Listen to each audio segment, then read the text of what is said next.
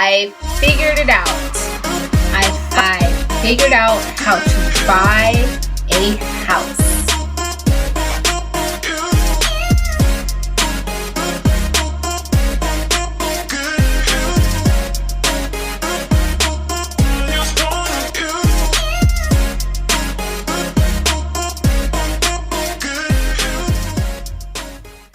Hey, I finally figured it out. As a single mom, I have 2 kids. I'm single, 100% certifiable single, not even a prospect to give me any aid or comfort or emotional support. Nada. I purchased my very first home on my own, and I'm gonna tell you guys today how I figured it out. Um, I don't have notes, and I'm really trying very hard to just get in consistent YouTube recording mode. So I think as I get into a routine, I'll start being a little bit more succinct with my videos.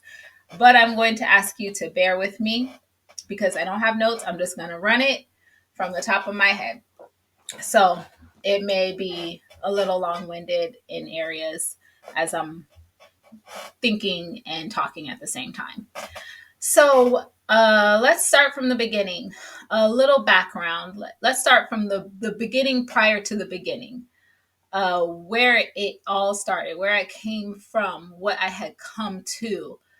About almost 6 years ago, I hit a very low point in my life. My car got repossessed from me while I was at work. I just separated from my ex husband, and in that marriage, I made some very unwise financial decisions, thinking, oh, I finally have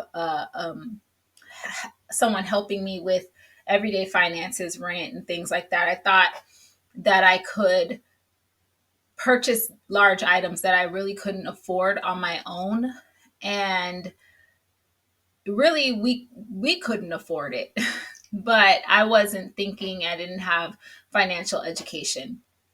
So when I separated from my ex husband and I was now taking care of all my bills on my own, I fell significantly behind on my responsibilities, and my car ended up getting refinanced. Repossessed. I could not keep up with my payment. I could not keep up with my credit card payments. Several credit card payments went into late payments. My credit took a terrible nosedive.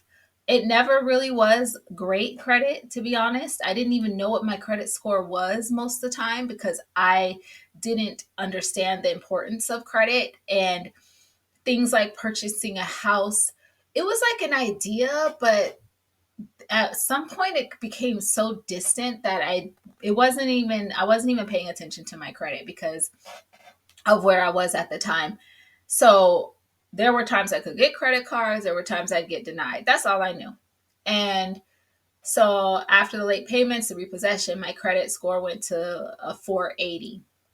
And that's when I was desperate. I was willing to reach out for help. That's when I needed something because I had nowhere to turn. I didn't know what to do because now I don't even have a vehicle to get to work, to get my kids to school. And it was scary. So I was Ubering with 2 kids, and I saw a friend of mine posting on social media about credit repair.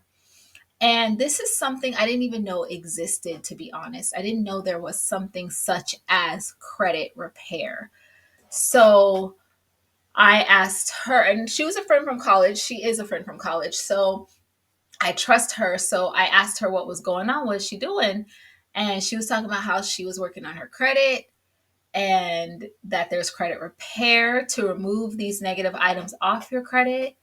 And that if I just had my car repossessed, you can also do this credit repair thing too and make additional income. All you're really doing is talking about the products.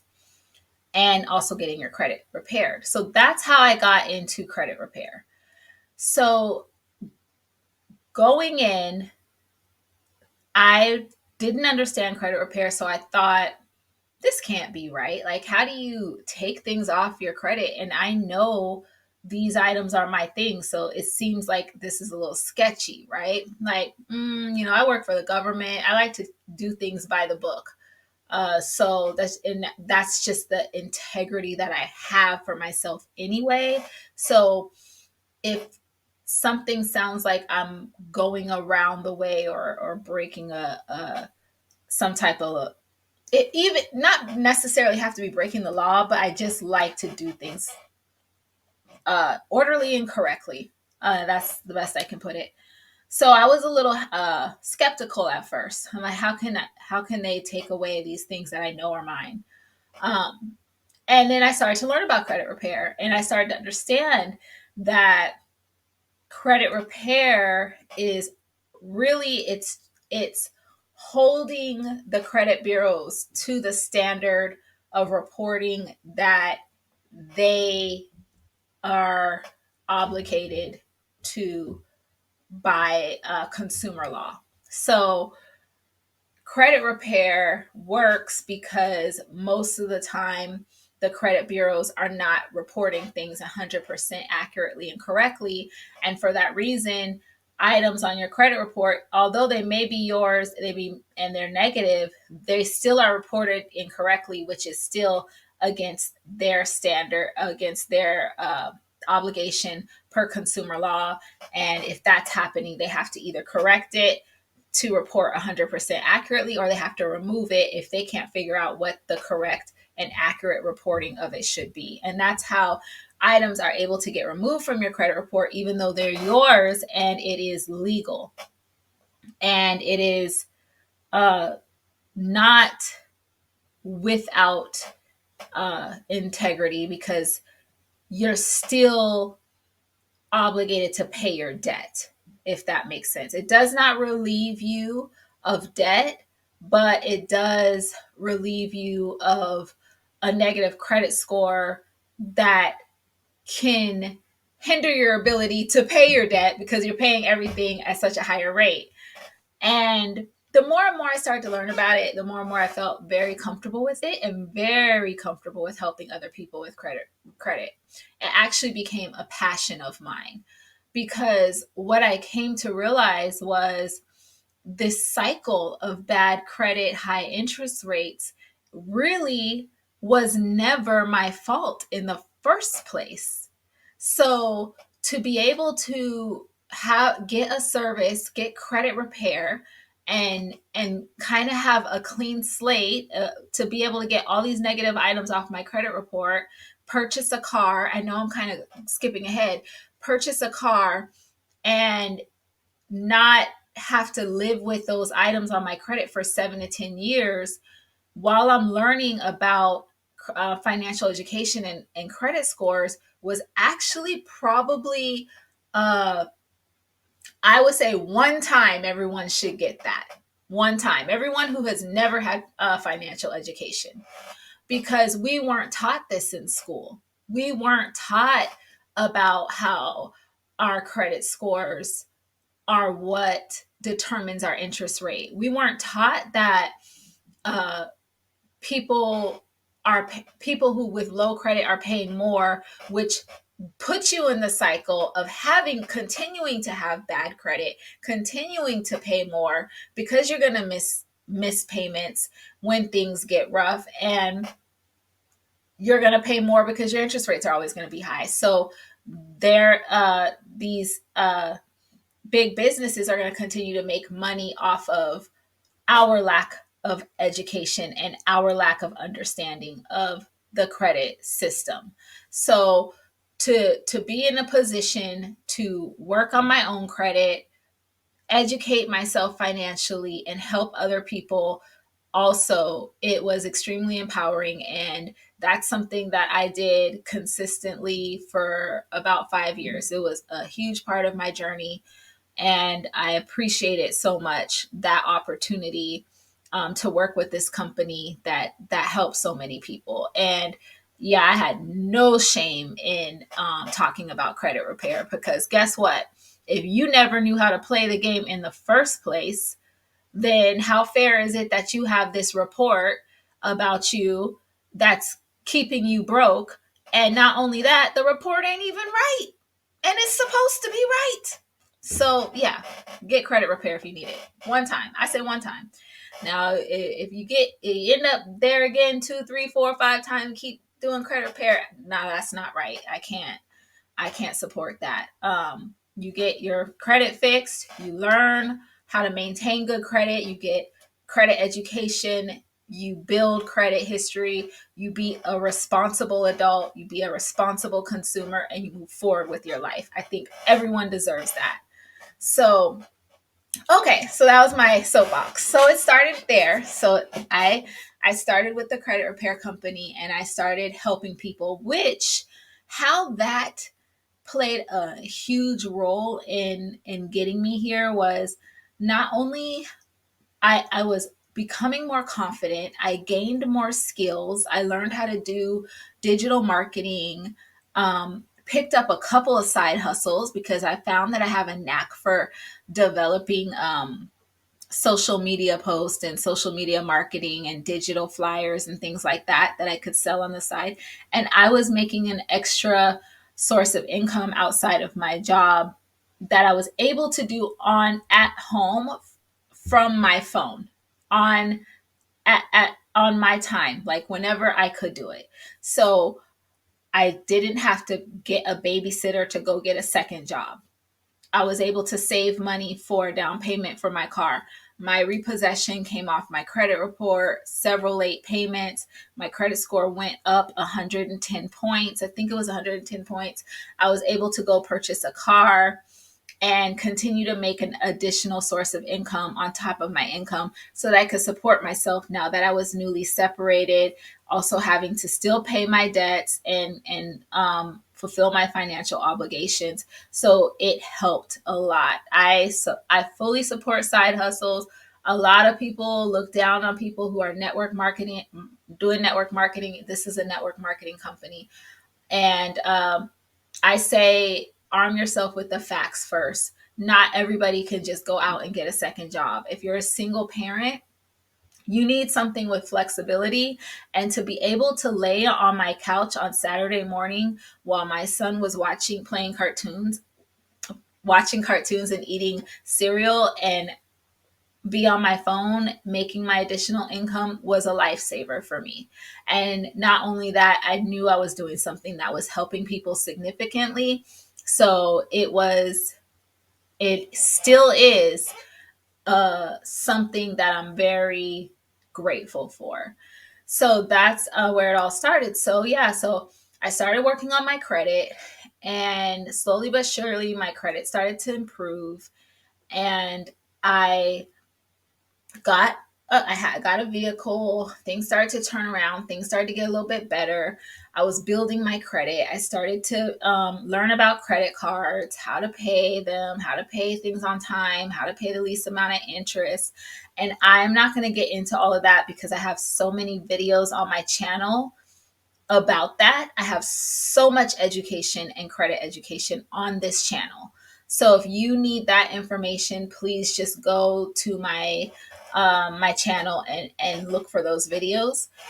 So I had this huge problem with the first time I went to go apply for a home loan, because then that became the goal. Now I'm thinking about a home. Now I don't want to be a renter throwing away money. Now I'm starting to have more financial education. I'm becoming financially sound. I know I'm learning about why ownership is important. And not only that, we hit COVID. Uh, After COVID, my rent started hiking all the time. My rent went up $400, then it went up another $700, and I had no control over that.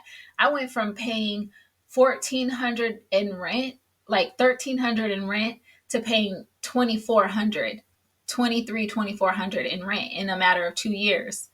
And so I had to get out of that situation. So anyway, I tried to apply for a home loan, and my first time around, I didn't get denied, but I was told I can only afford 100,000. So here's another learning curve for me. What I didn't understand is debt to income ratio, which is something that's looked at um, to determine how much of a home you can afford. And in my area where I live in South Florida, if I'm getting a home that is $110,000, I'm living in a shoebox. And I wasn't about to do that. So I wasn't about to do that. That might be a starting a point for someone else, and I have no judgment towards that. I did not want to do that. And I think that's okay. I did not want to do that. So I didn't buy a home. My rent went up. And I started looking at my debt to income ratio. So here I was with these student loans that was huge. I had 100,000 in student loans. Another thing I didn't pay attention to or understand when I kept putting my loans in forbearance and the interest was running, and some of that stuff is being corrected now with policy, but back when I got student loans, they were beating us over the head with interest, and they didn't care. We didn't know what we was doing. We didn't know what was happening to us, and we went and got $25,000, $30,000 degrees and came out with $150,000 debt, and that's a reality for a lot of people my age. So that kept me from being able to purchase a home, the size of home that I was comfortable with. So I needed to figure out how to lower my debt to income ratio. So I needed to start paying down some debt, some more debt.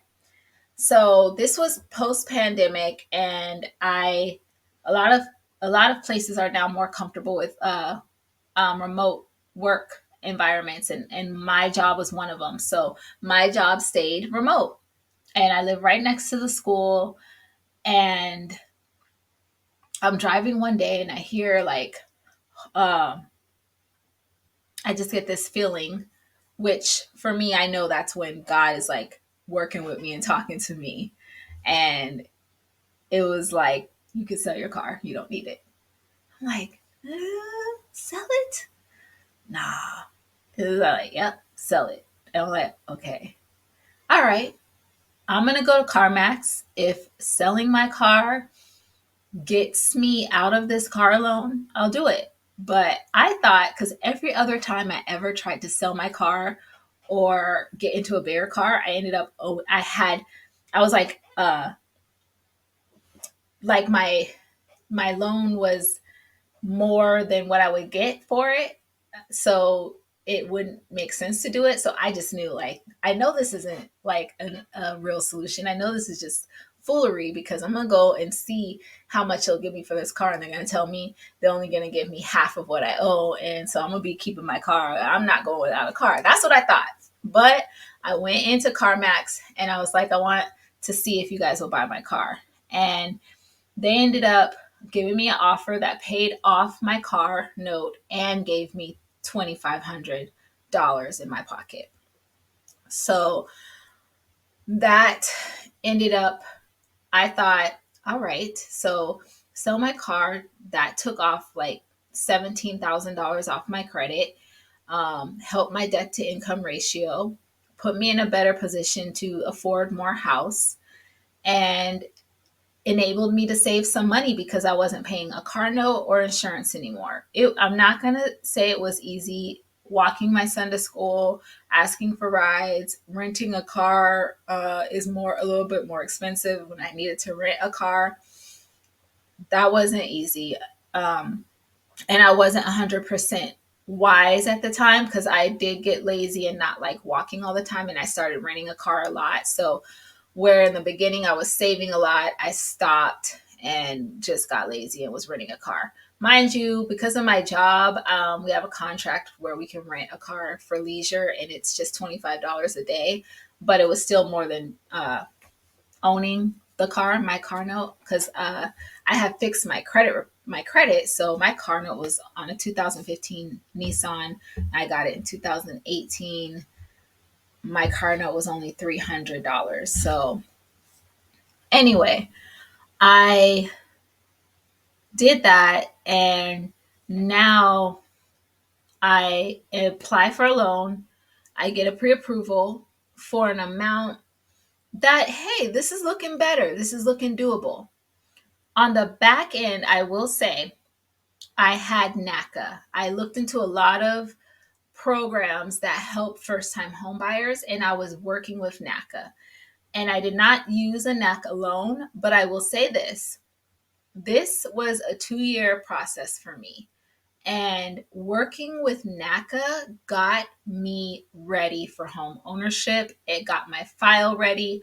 All my paperwork was in one place. I was organized and I knew what to expect. And I got a lot of education on purchasing, how to purchase a home, home purchasing.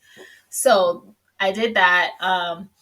And then, so I had my student loans on my credit when I was approved for around 330,000 home loan. I couldn't find anything in my area with that under that amount that I liked. Everything was kind of run down, older, and interest rates started to raise. And I bought my home when interest rates are high. So that's something I have to navigate through, which I will be sharing how I'm doing that.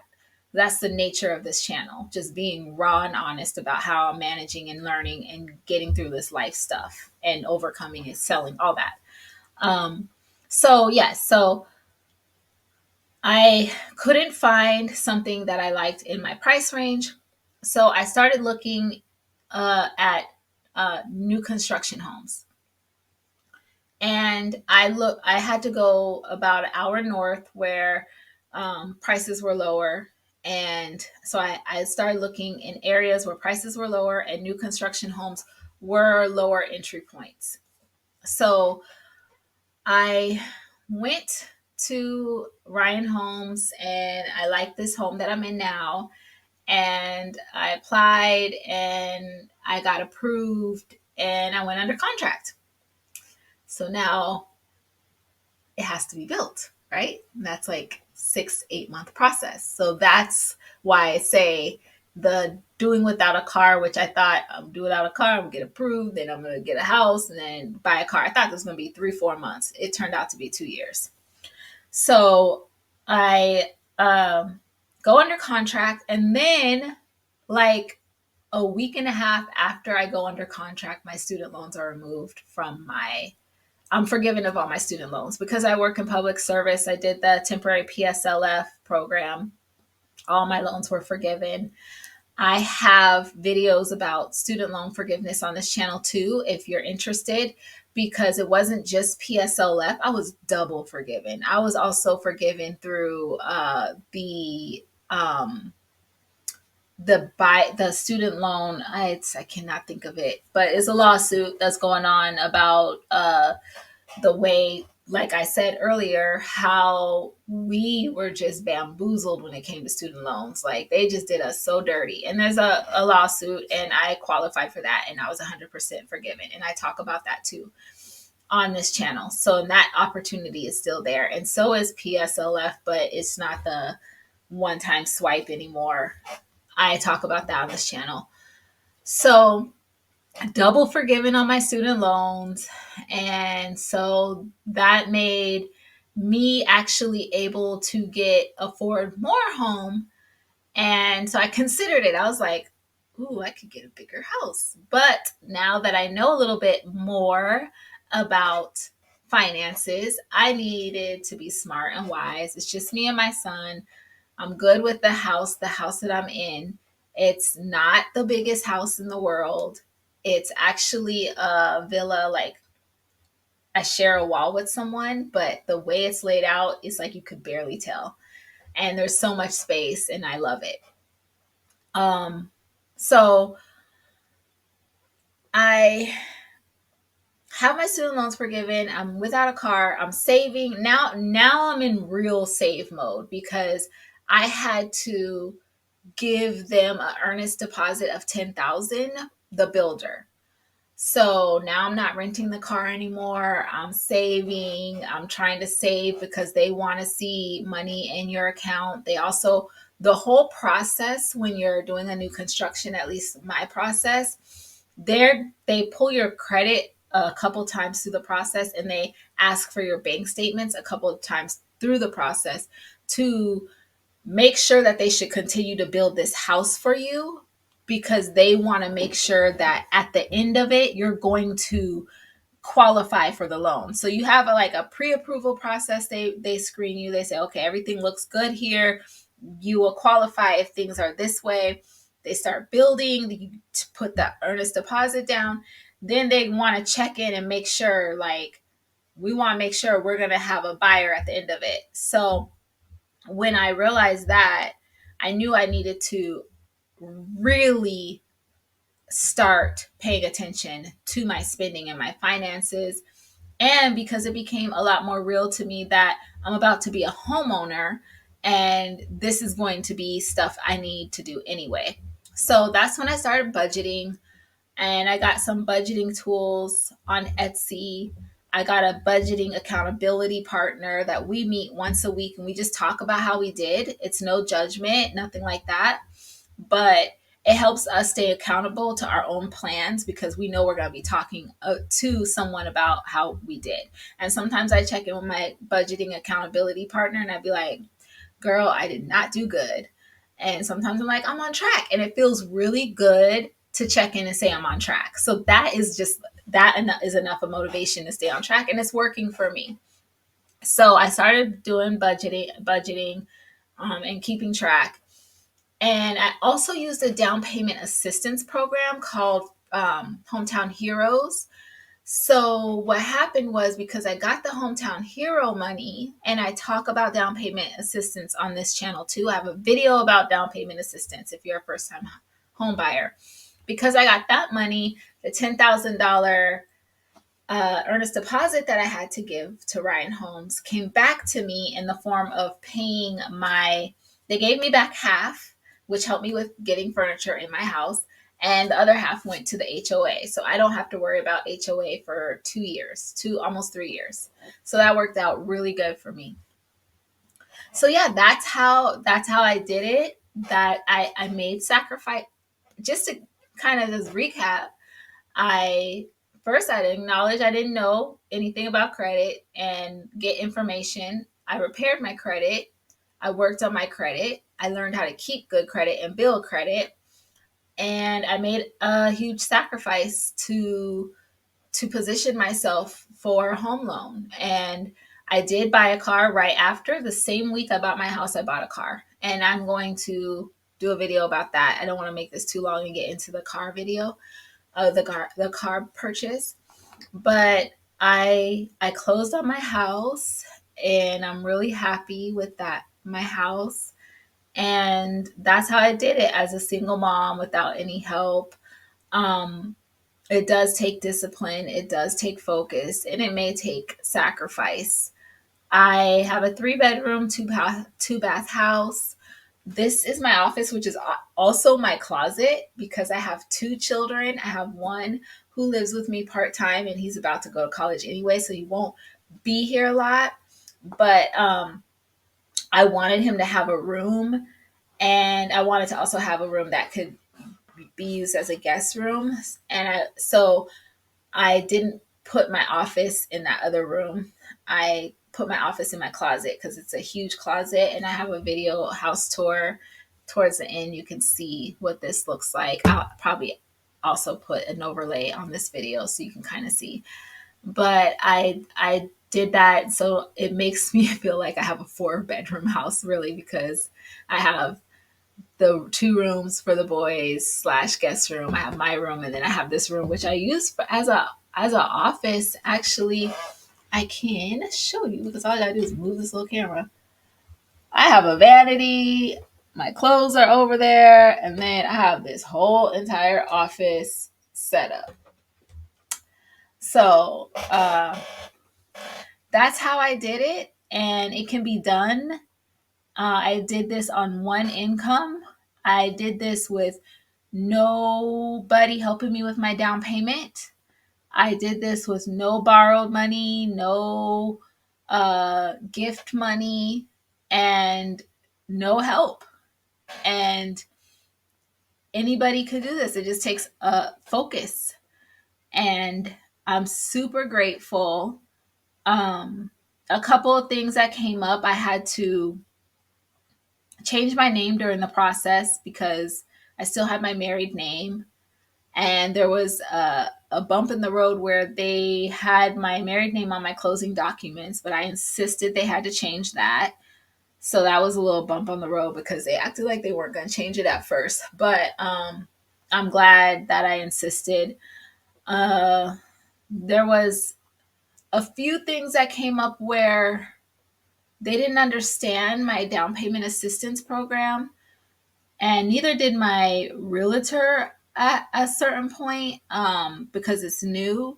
So I really had to advocate for myself and look into things and understand what was going on, which was stressful because I almost was out that $10,000. So that that I would say is a huge learning lesson as far as buying a house by yourself, single woman, is read everything. I was on YouTube listening to other experts and things. YouTube is a huge resource. And so I learned a lot by watching YouTube videos, uh, realtors, lenders, things like that. And so advocating for myself, speaking up, asking questions, pointing things out. In fact, at the closing table, when I read over my closing paperwork again, I noticed that they charged me for an appraisal when I paid for my appraisal up front.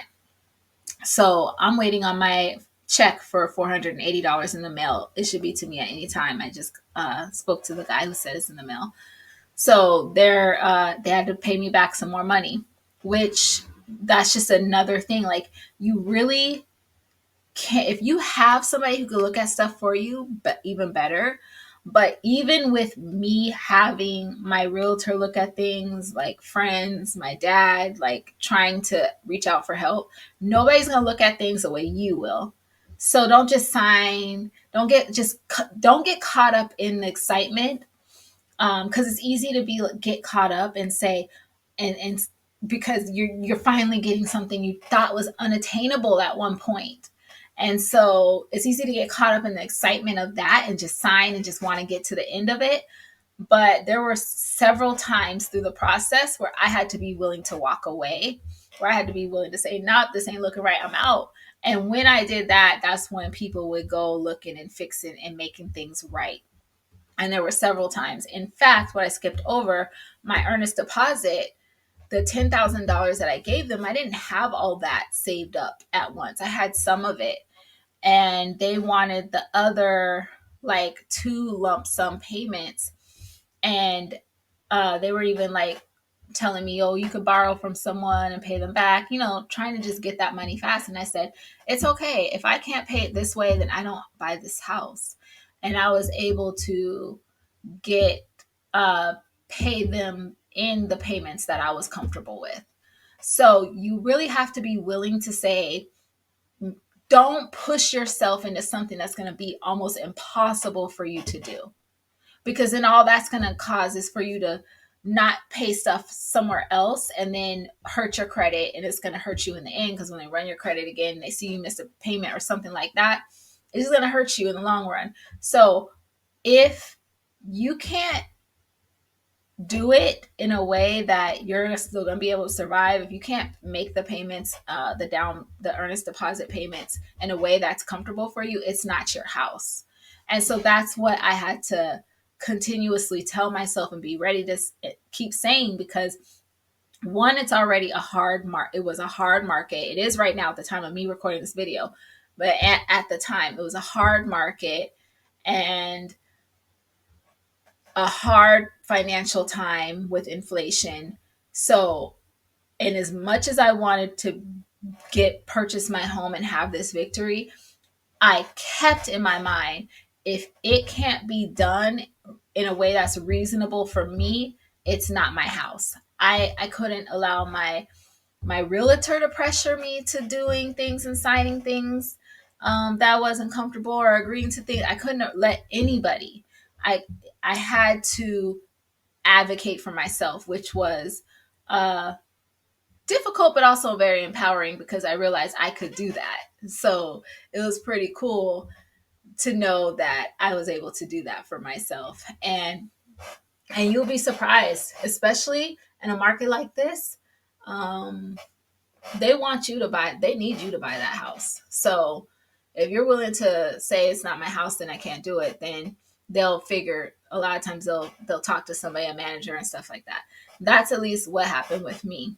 So that's my home purchase, and now I'm learning how to be a homeowner, and I've been purchasing a lot of things I didn't think I was going to have to purchase. But thankfully, I was able to get a large credit card, the biggest credit card I've ever had. And so that's like my backup, my emergency. And I've been using that and the points to kind of take care of things. And I'm also using these utilization trackers on Etsy to make sure my utilization doesn't get crazy, and just trying to keep track of everything so it doesn't go crazy. I'm not maxing out that card, even though I did uh, use my other cards more than I was thinking I would. I didn't want to use them that much. So now I have to use these tools that I learned how to use to get myself back down to a comfortable level of debt. So that's something I'm going to be working on. And I'll even talk about, it's not crazy. It's not like a crazy level of debt. It's just a little bit more than I'm comfortable with now because I know better. And so I don't like to have any debt. Of course, I have my house and my car, but I don't like to carry credit card debt anymore because I know how harmful that is. So just having $2,000 in credit card debt is extremely uncomfortable for me. So working on that, and I'll talk about that some more. And yeah, it can be done. It does take time. And as long as you are consistent, persistent, and don't expect everything to happen overnight, and keep going even when things get disappointing, or you might not get the best news at first, you just keep going, figure out what it is you need to do. The first time I applied for a house, I learned that I needed to get rid of debt in order to get a house, and I got rid of debt and then got a house. um, not only did I get rid of my car, I also paid off like medical debt and did my side hustle, did things that helped me pay down my debt. So if anybody has any questions, feel free to let me know in the comments. I think I covered everything. I think I walked you guys through how I did it. And if I missed anything, I'm sure there's already a video on this page about like all the things I did. And I will see you guys in the next video, where I am going to talk, probably in one of the next few videos, I'm going to talk about um, how I purchased my car, because I purchased my car much smarter than I've purchased cars in the past. So I'm going to talk about that, and a couple of other discoveries that are more like life things, not so much finance things, but other things that are significant to me in my journey. As I like, really, this journey I embarked on 5 years ago, I just wanted to be comfortable. And then I realized I wanted to be healthier, not only financially, but emotionally, mentally. So there are some other things that started to happen. I decided to stop drinking and live a sober life. So that had a major impact. Actually, it made a huge impact on me being able to get financially stabilized, because I didn't realize how much money I spent on alcohol and going out. So taking that out of my spending put a lot more money in my pocket. Also learning how to give, to be a steward my money and my time.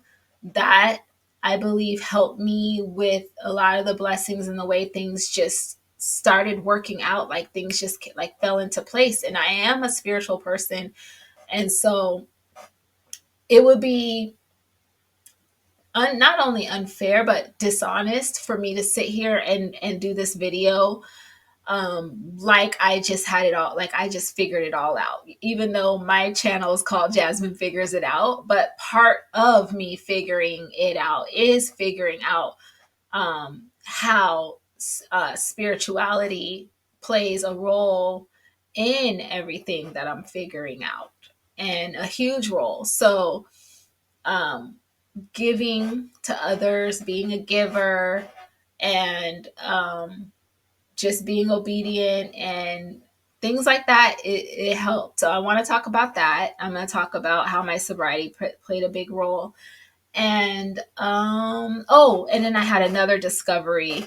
It's kind of like a medical thing that happens with women. So we'll go into that because that was like a huge thing. And once I discovered that and was able to work on how to manage that, it helped me emotionally so much. So anyway, I have a lot to share about on this channel of the things that I figured out. And so hopefully you keep watching and maybe you can relate to some of these things. And if you have any ideas, go ahead and write in the comments. I know this is going a little bit long. And I'll also be continuing to film videos about like how I'm pulling my house together and the things I'm working on, and as it's like coming together. I know people like to see that kind of stuff sometimes, so I'll keep doing those. All right, so I hope everybody has a great day, and thank you for watching my channel today. Bye.